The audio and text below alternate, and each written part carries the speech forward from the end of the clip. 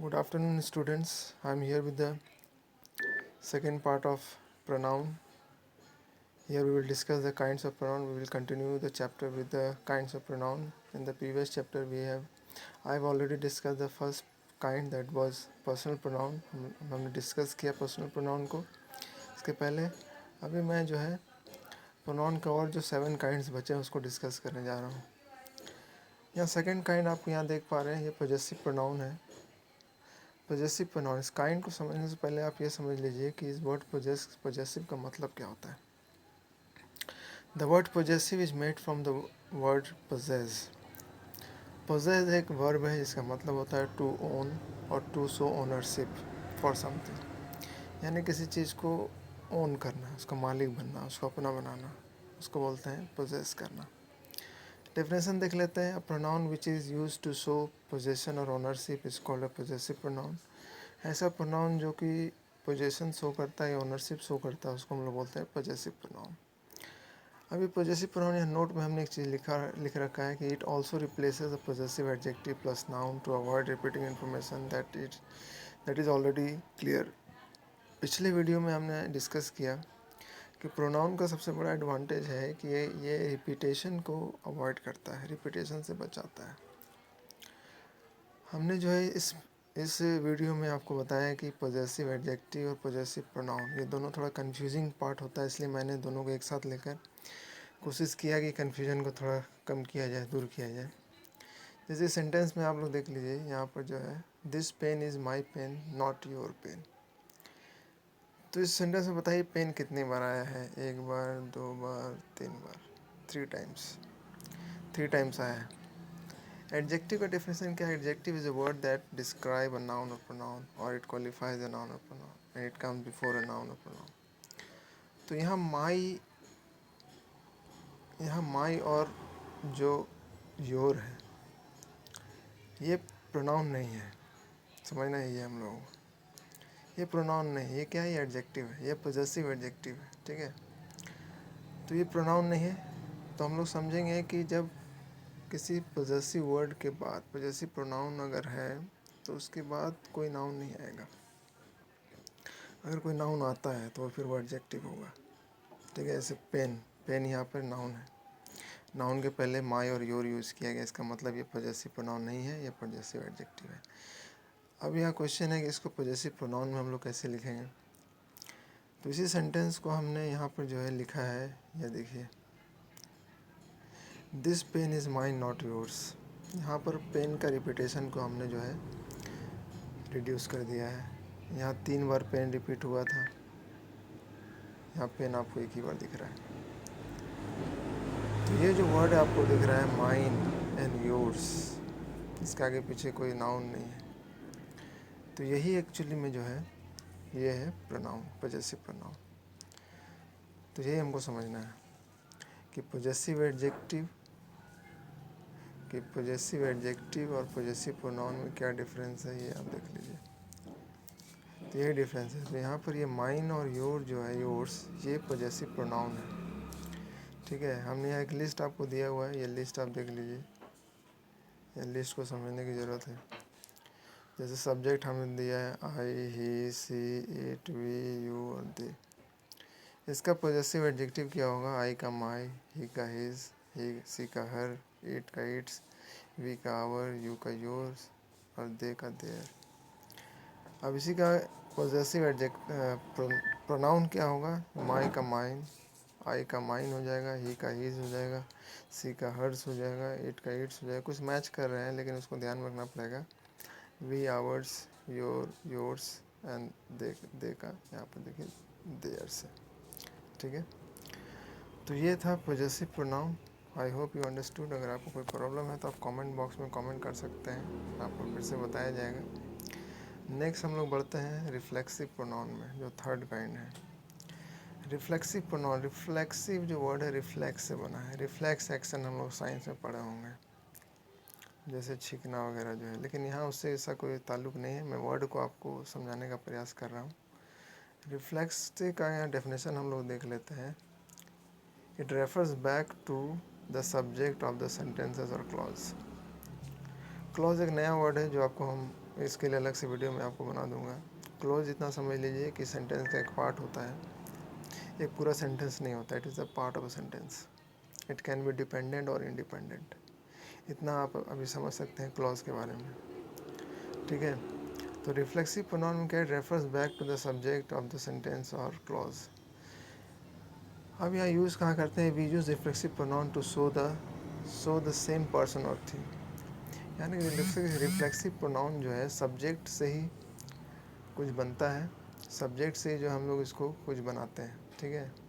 Subject में कुछ add करके रिफ्लेक्सिव प्रोनाउन बनता है। जैसे आप लोग देख सकते हैं, मैं आपको दिखा दूँ यहाँ पर, जैसे सब्जेक्ट प्रोनाउन, जैसे पर्सनल प्रोनाउन में हमने डिस्कस किया कि सब्जेक्ट या सब्जेक्टिव प्रोनाउन भी होता है, ठीक है। तो यहाँ पर रिफ्लेक्सिव प्रोनाउन हम लोग को बनाना है सब्जेक्टिव प्रोनाउन से या सब्जेक्ट प्रोनाउन से। तो आई का देखिए यहाँ पर जो है, आई का यहाँ पर माई सेल्फ होगा, यू का योर सेल्फ होगा, ही का हिम सेल्फ होगा, सी का हर सेल्फ होगा, इट का इट सेल्फ होगा, वी का आवर सेल्फ होगा, यू का योर सेल्फ होगा, दे का देयर सेल्फ होगा। यहाँ योर सेल्फ और योर सेल्फ ये दो बार डिस्कस किया गया है। इसका मतलब है कि ये जो योर सेल्फ है ये सिंगुलर है,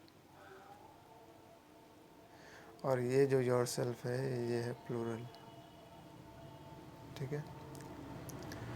तो योर हम लोग को पता है कि यू जो है वो सिंगुलर के लिए भी यूज होता है, प्लूरल के भी यूज होता है।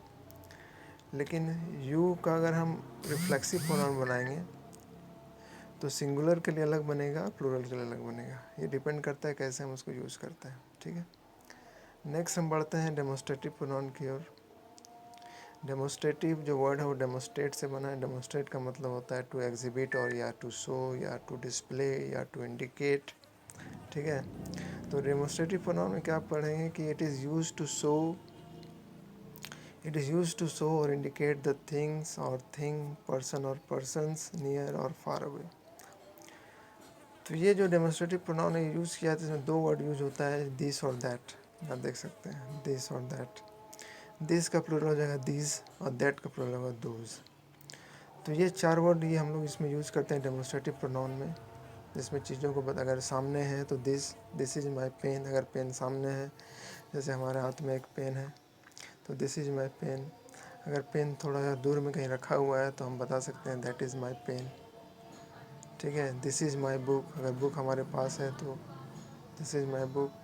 बुक अगर दूर कहीं पड़ा हुआ है किसी टेबल पर या सोफ़ा पर या किसी बेंच पर तो हम बोलेंगे दैट इज़ माई बुक। अगर एक से ज़्यादा पेन है, सामने है दीज आर माई पेन्स, दूर है तो those are my pens. Simple use है, आई होप यू अंडरस्टैंड। अब हम लोग नेक्स्ट बढ़ेंगे, इसके फिफ्थ आपका जो काइंड है इंडेफिनिट प्रोनाउन। इंडेफिनिट प्रोनाउन आप लोग समझ सकते हैं, इंडेफिनिट का मतलब होता है कि जो निश्चित नहीं हो, नॉट फिक्स्ड, या जिसको बता पाना मुश्किल है, इम्पॉसिबल है। इसका डेफिनेशन देख लेते हैं। इसका डेफिनेशन आप लोग यहाँ देख लीजिए। It does not refer to a specific person, place और थिंग।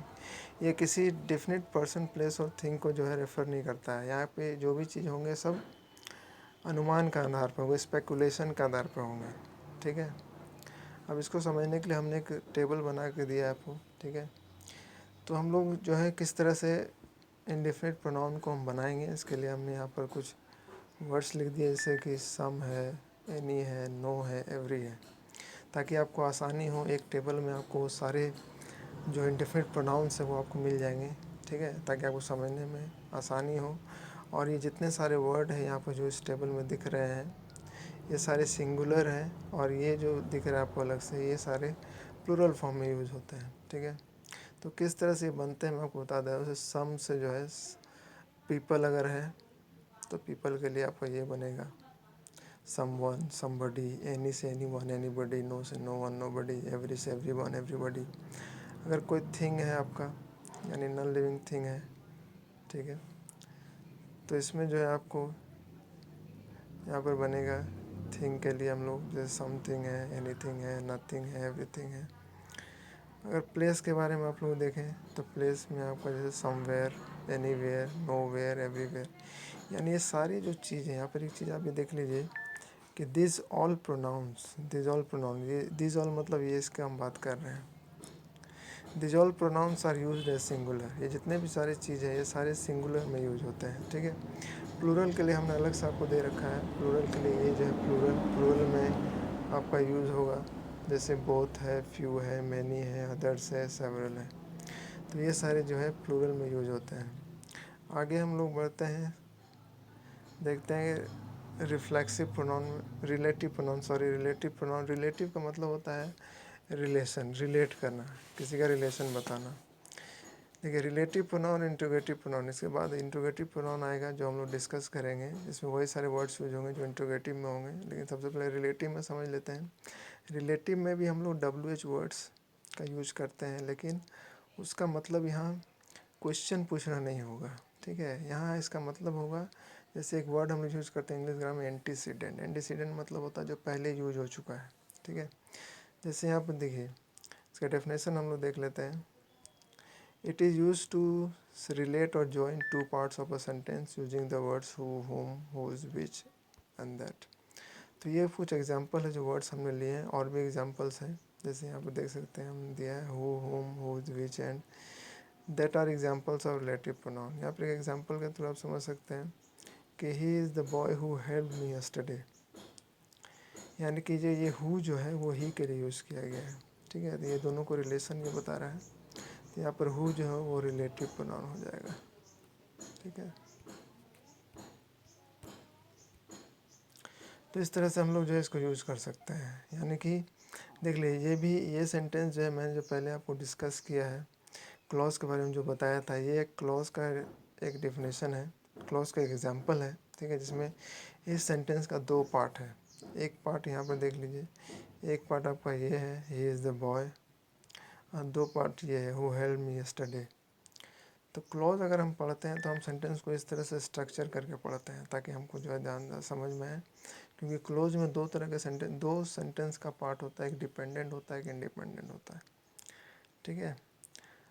तो ये जो ही इज़ द बॉय है ये डिपेंडेंट है इसके ऊपर, क्योंकि हु जो ही के लिए यूज़ किया गया है। इसका मतलब है कि ये वही लड़का है जिसने मुझे कल हेल्प किया, जिसने मेरा हेल्प किया कल, जिसने मेरा कल हेल्प किया। यही वही मतलब जो हमको दिखा अचानक वो लड़का, और हमने कहा अरे ये तो वही लड़का है जिसने मेरा कल हेल्प किया है। तो इस तरह का सेंटेंसेस जब हम लोग हु व्हेन यूज़ करते हैं तो उसके लिए हम लोग जो है रिलेटिव प्रोनाउन का यूज़ करते हैं। बढ़ते हैं हम लोग सेवन्थ काइंड में। सेवन्थ काइंड में आप लोग यहाँ देख लीजिए इंटरोगेटिव प्रोनाउन। इंटरोगेटिव का मतलब होता है क्वेश्चनिंग, ऐसा प्रोनाउन जिसमें हम लोग क्वेश्चन पूछते हैं, ठीक है। इट इज़ यूज टू, इसे यहाँ डेफिनेशन देख लीजिए, it is use to ask question about a person और एन ऑब्जेक्ट और thing. Example who are you, which colour you like most. ये सारा वर्ड जो है हु, विच, ये सब जो है ये इंटरोगेटिव प्रोनाउन है, ठीक है। नेक्स्ट हम लोग बढ़ते हैं आपका डिस्ट्रीब्यूटिव प्रोनाउन में। डिस्ट्रीब्यूटिव प्रोनाउन में हम लोग जो है ईच, एवरी, इधर, नीदर, इसका डेफिनेशन देख लीजिए। It refers to each person, place और thing separating at a time, separately at a time, ठीक है। तो इसको हम लोग पढ़ते हैं। तो इसके बारे में हम आपको अलग से एक वीडियो बनाएंगे जिसमें आपको बताया जाएगा कि सबको यूज़ किया है, ठीक है। यहाँ तक आप ये समझ लीजिए कि ईच, एवरी, इधर, नीदर, ये सारा वर्ड जो है वो डिस्ट्रीब्यूटिव प्रोनाउन में यूज होता है। आई होप आपको ये वीडियो अच्छा लगा इसको लाइक कीजिए, कमेंट कीजिए। कोई प्रॉब्लम है तो सब्सक्राइब कीजिए चैनल में अगर नए हैं तो। Thank you.